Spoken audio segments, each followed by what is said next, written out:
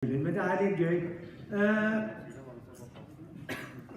Vår nestemann på scenen, han en av Skandinavias, Nordens mest ettertraktede foredragsholdere. Dette skriver sånne byråer som formidler foredragsholdere helt til de fleste. Men når det gjelder nestemann her, så kan jeg underskrive på at han rett og slett en foredragsholder utenom det vanlige, som det også står om ham. For jeg har hatt gleden av å høre ham og introdusere ham før. Han innovasjonsdirektør i IBM. Han har vært i 4 år. Han ansvarlig for Watson. Det IBMs AI-løsning. Og før det så har han vært 5 år innovasjonsdirektør i skatteetaten. Han basketballtrener. Og så han født og oppvokst på Lower East Side, New York City. Ladies and gentlemen, please welcome Mr. Thomas Anglero.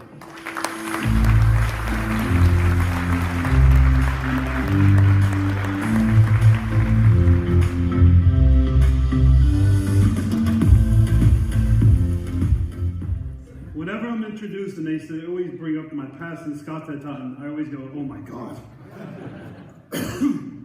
I wanted to begin with sharing with you an experience I had on the way to the conference.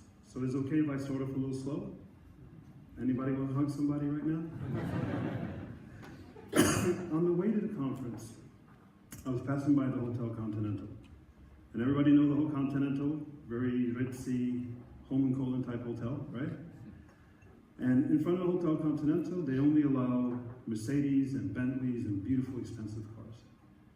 And there in front of the Hotel Continental was a beautiful convertible Jaguar. And as I'm walking by the hotel, in front of me was a man in a wheelchair, and his wife was pushing him.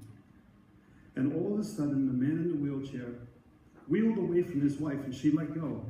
And he wheeled all the way to the curb, slowly went down off the curb, wheeled himself in front of the Jaguar, right beside the Jaguar. And then he looked at his wife, and his wife's like, what is he doing? And even I stopped, I go, what is he doing? And all of a sudden, as he's standing along the side of the Jaguar, he just puts his hands up in the wheelchair in midair, goes like this, and then he just smiles at his wife. And she's like, and then he goes, so she changes her perspective, and there she sees that at that moment he fulfilled his lifelong dream. He's driving the Jaguar. Think about that. Just by changing your perspective, right now, right where you are, you can fulfill your lifelong dream. Isn't that powerful? So many of us have excuses. So many of us say, oh no, this doesn't happen to me because of this. This doesn't happen to me because of this. It's all bull. Change your perspective. You ready to up the tempo? Was that too soft? Let me give you another story. How many of you went drinking when you were in college? Raise your hand. Okay, if you drunk in college, you don't raise your hands like this. How many of you went drinking in college? There we go. How many of you went drinking in college, or you spent the night with someone you weren't supposed to when you woke up the next morning someplace else? Raise your hand. 2 people? How come the population of Norway is 5 million people? Let me ask again.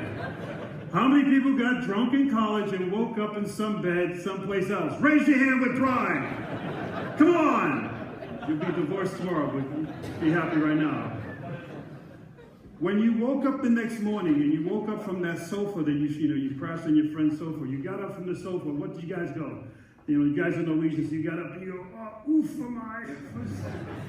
oh, shake me go fast. I speak Norwegian, by the way, if you can't read that up. Do you know what happened 7 years ago? 7 years ago, a young millennial, same as you guys, got drunk, spent the night on a sofa, and he stood up in the morning. And instead of him thinking about what a great time he had last night, he looked at that sofa and he said, everyone should have a place to sleep. That was the creation of which company? Airbnb. Did you know that? That was 7 years ago. How old are you guys? When will you get drunk? When was that time you got drunk and spent the night at that person's sofa? Anybody want to yell out what decade that was? In the 80s? That's not bad. Think about it. I'm trying to embarrass you. It's about changing your perspective. Why is it was 7 years ago when this kid got off the sofa, the same thing you did back in the 80s, in reality, some of you, I look at you, the 70s? 60s? We'll leave it alone. You had how many decades to create $1 billion company? Why didn't you?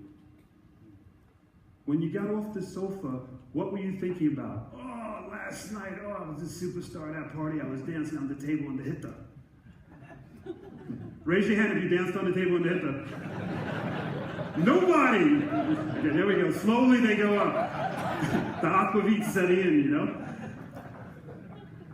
My point is this, is that literally it's a change of perspective. I go around the world traveling and talking to CEOs and leader groups all over the world doing exactly this. For 25 years, I've been in IT and telecom, blah, blah, blah, split startups, I've done all that.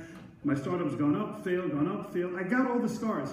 At the end of the day, it's not a new app, it's not a new innovation project that is going to save your life. What's going to save your life is you. That's my tech talk. I'm being dead serious. As I go around, these CEOs, Thomas, we're doing quite well. We need a new project. IBM's very innovative. Are you innovative? Do you guys know what the cost of innovation is? The cost of innovation, you know when you're innovative? When everyone hates you. Think about it. If you're truly innovative, if you're the first person at this very moment right now, you had an epiphany and no one else in the world has ever had that idea. You're the only one who's ever connected all those dots. Does anybody understand what the hell you're talking about? No. But in society, especially 5 minutes before you guys go to lunch, what do you guys do before you go to lunch? Let's pick on Norwegians right now. 5 minutes before you go to lunch, what do Norwegians do? Skal vi spise sammen? Skal vi spise sammen? Skal vi spise sammen? Don't you? No one wants to go to lunch alone. And then when you go to the cantina, you're having lunch, and there's a guy or a woman eating all by themselves, and they don't see anything. They're in their own world, and you're all with your compass and all your friends and everything, and you look at that person, and you're like, what's wrong with him?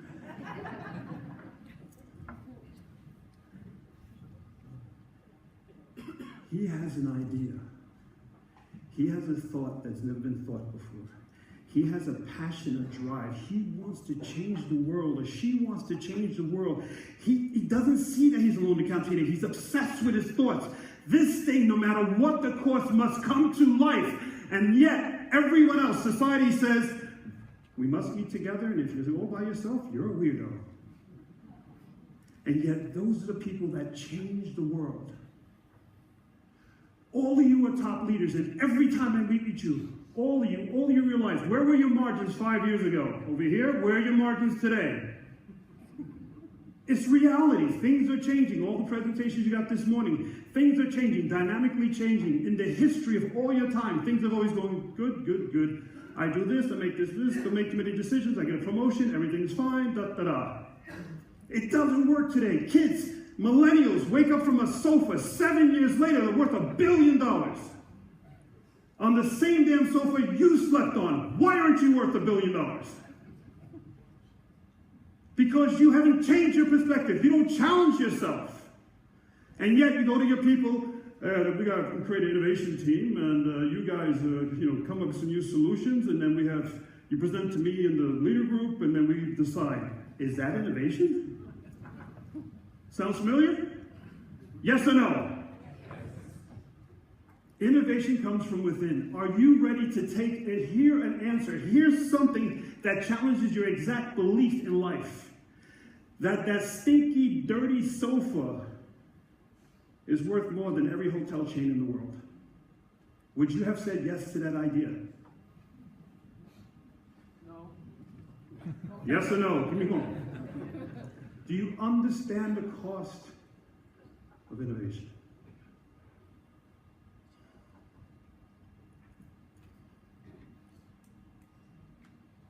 My background, he talked about being from New York. Let me tell you something. I don't talk this way because I'm American. I talk this way because I love all of you. I've been living in Norway for 20 years, and there's nothing more that I want all of you to succeed, but you have got to get over this janteloven stuff. Stop the janteloven. When you wake up in the morning, everybody, get into that morning mode. Everybody there? Close your eyes if you have to. Nobody's going to touch you. This is Norway. We don't do that. I promise not to do Trump jokes, so I won't go there. You wake up in the morning, and in that first moment, everybody, when you wake up and your eyes are open, but you sort of wake up, everybody remember that feeling from this morning? Don't you feel fantastic?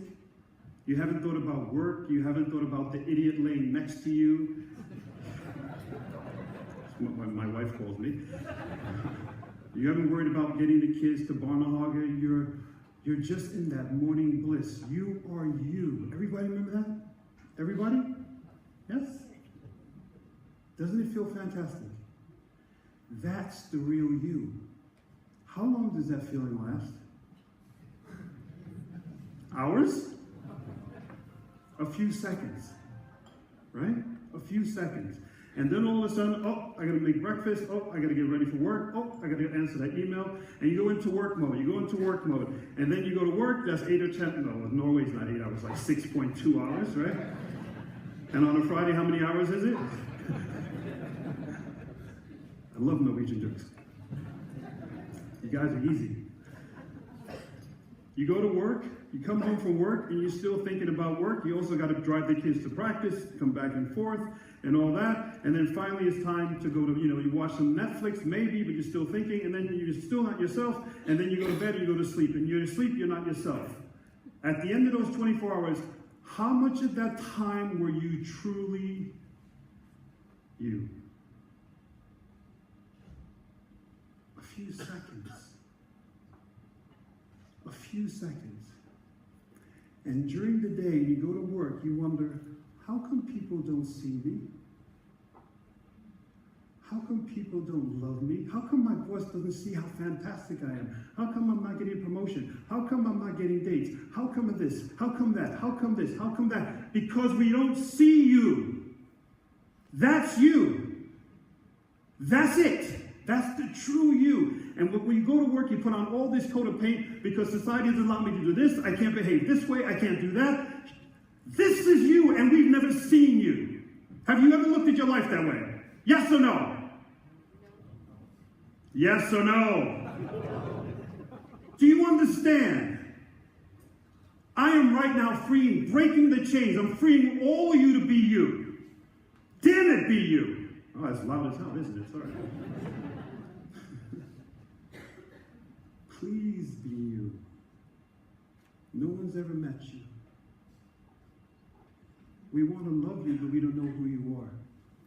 We want to give you a promotion, but we don't know who you are. Anybody get that? Does anybody want to go hug somebody right now?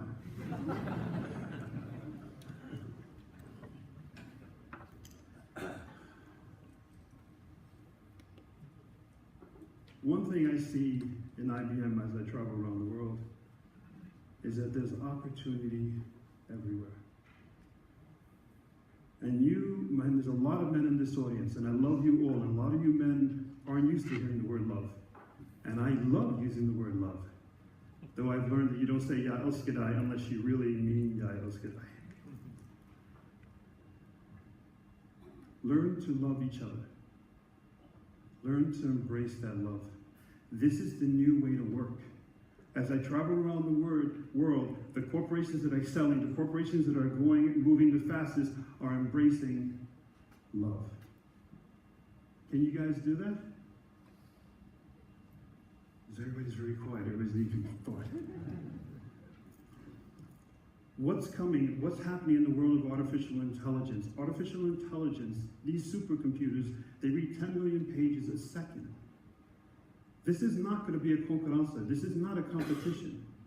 The way you're all going to survive and the way you're going to blow up and the way we're going to succeed as a society is that the computers are, let's go back to your college days. Everybody ready to go back to college days? Do you remember when you were drunk and that person knocked on the door and said, hey, let's go out for a pils? Everybody remember that? Remember that version of you that should have stood there studying? That's the AI. That's the artificial intelligence. It's just that version of you that didn't go out drinking, that didn't say yes to him or her. It remembers everything. And so what you should do is you should embrace the AI and say, AI, you know everything. Me, I'm connected to everyone. I see everyone. Together, what can we do? Do you see where the future is? Do you see where the now is? The only way you're going to excel is you being the ultimate version of you. So let me give you one powerful, this is really shikli Amerikaans, but I can't help it. But it's one of the things that's in my head, and I think it's the most powerful thing I can give anybody. Call your own bullshit.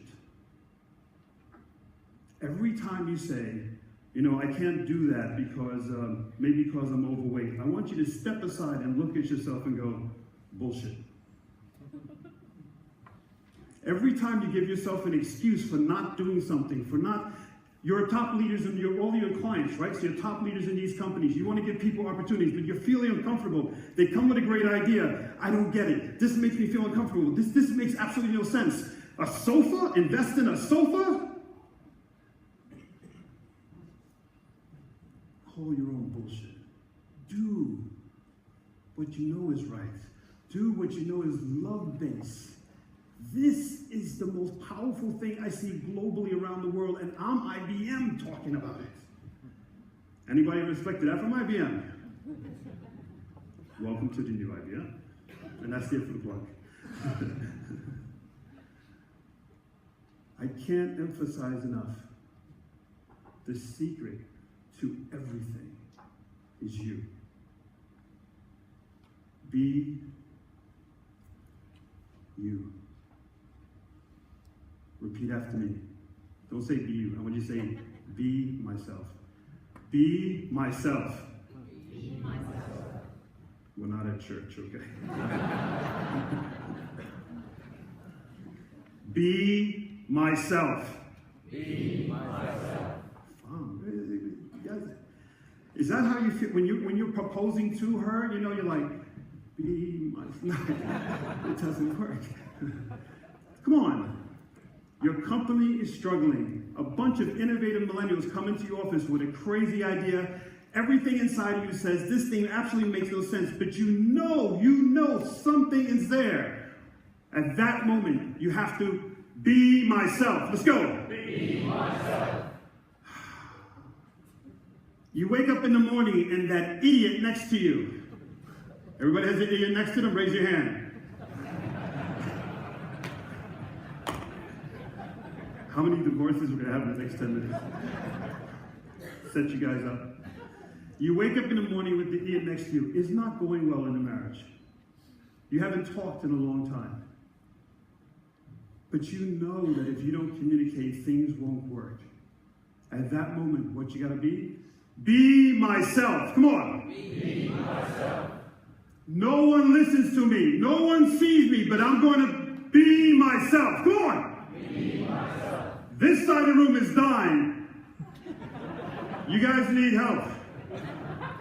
Listen to me. I'm being dead serious. You have to forget. You can't think, oh, what is the person to my left and to my right? You cannot live life that way. You cannot do that. All of the things that are coming, look at all innovation you've seen today. All innovation is coming all over the world. You're going to have to get used to being uncomfortable. And when you're at your maximum amount of uncomfortable, that's when you got to be myself. Be myself. You want to be myself? Come on! Be myself. Stand up! Come on, this song sucks. Stand the hell up! You guys stand the hell up!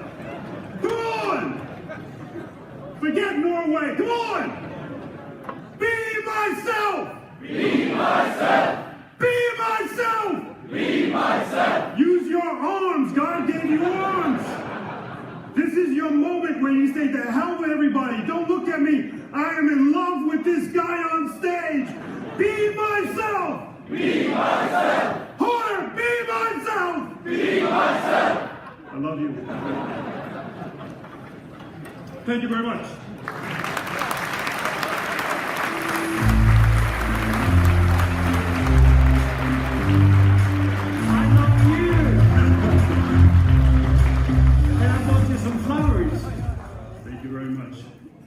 We could meet in the back room after.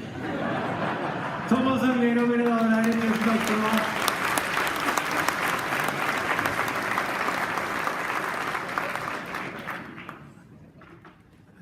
Jeg